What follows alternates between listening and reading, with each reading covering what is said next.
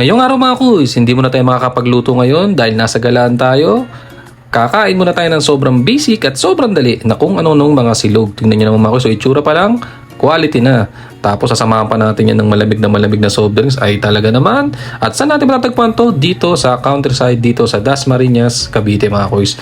High school pa lang ako mga kuys, isa talaga to sa mga paborito kong kainan dito talaga sa Dasma, itong countryside steakhouse nila. Yung mga sinaserve naman talaga nila dito talagang sobrang simple lang naman, tapos affordable lang din naman. Tapos dito sa branch nila, ito yung mga sinaserve nila, more on silog, may mga lugaw sila, arroz caldo, goto, at kung ano-ano pa yung mga kuys pag gusto nyo ng mga hamburger, o kung cheeseburger, ham and egg, tapos meron silang bihon, canton, beef mami, at kung ano-ano pa mga kuys. Tapos ito yung in-order namin mga kuys, bali umorder ng sisig dito. Sisig silog, matik yan, meatlog yan, tsaka sinangag, tapos may siling pampapogi. Tapos ito ay pork steak naman nila, pork steak silog mga kuys yan. Napakasimple, parang pinan-grilled lang yung pinaka pork chop. Tapos ito yung paborito mga kuys, bangus, nakita nyo naman mga kuys. So quality, kalahating bangus, pero meron taba, yun talaga yung habol natin yan. Tapos seedless na siya mga kuys ha, hindi yan boneless, seedless yan.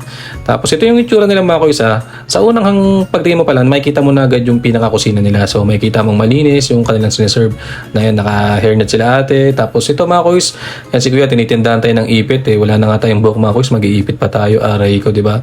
Yung pwesto nila dito, hindi naman siya ganun kalaki. Bali, siguro maka-accommodate nito, mga 20 na tao siguro. Hindi ko kasi alam kung meron dun sa loob na pwesto, pero parang sa labas lang.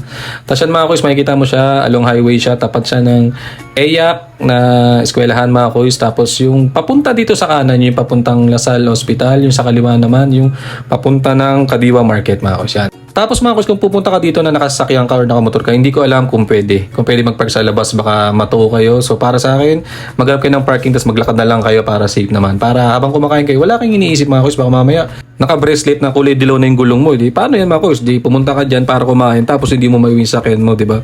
Ansaklap nyon mga kuys. Tapos yan, meron sila mga condiments dyan. Tapos ito mga kuys, bali may nakatabi tayo dito mga kuys na dalawang babae mga kuys. Eh, sumabay lang naman ako sa kanila. Yan, hindi ko alam ba't di pa rin sila kumakain. Ako, inintay ko lang yung aking order na bangus. Nung dumating na mga kuys yan, ano pa bang gagawin natin? Titikman na natin. Ang kagandahan dito mga kuys, talagang pag umorder ka, tsaka lang nila lulutuin yung pagkain. So darating sa iyo yung pagkain na mainit. Siyempre, sino ba naman yung ayaw na mainit yung pagkain, di ba? Kaya mga kuys, kain, tikman na natin. Yung sinangag nila mga kuys, hindi mahalat, saktuan lang talaga. Kasi wala talaga namang special. Kung baka sinangag na, typical lang alam mga kuys na sinangag sa bahay. Tapos yan mga kuys, yung bangus nga nila, seedless, yung itlog, ang ganda ng pagkakaluto. Yung gusto ko yung medyo malasadong itlog, ang sarap mga kuys. Tapos tamang side dish na pipino at kamatis.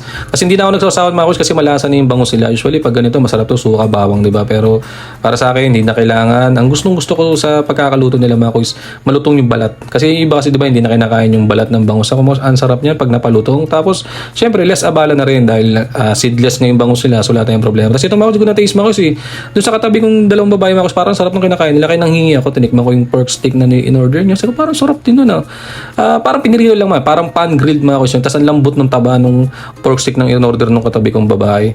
Tapos dun sa isa naman mga kuys, yung nakakulay pink, parang gusto ko na tikman yung sisig niya. Sabi ko, pengen yung sisig nga dyan. Tikman ko rin. Buti nga mga kuys, hindi sila umangali. Kasi wala naman tayong masamang intensyon mga kuys. Titikman lang naman natin yung kanilang in-order. Kasi parang ang sarap talaga mga kuys eh.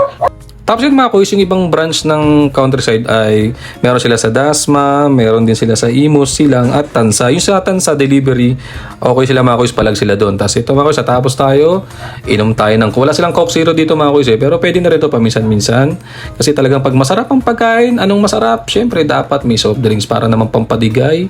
At pampabusog na rin mga kuys. Tapos yan mga kuys, so pansin nyo, tingin sila ng tingin sa akin. Akala nila sila binibidyoan ko, hindi nila alam, binibidyoan ko lang yung pagkain. Tapos yung mga kuys, shoutout doon sa dalawang nakasabay ko, nilibre pa nila ako. Siguro akala nila wala tayong pambayad eh. Pero at least mga kuys, nakalibre tayo yung araw na to. Na sabi ko, nagbablog tayo na may 1 million followers tayo, pero wala naman talaga mga kuys. Kaya minsan, masarap din talagang mag-vlog sa labas.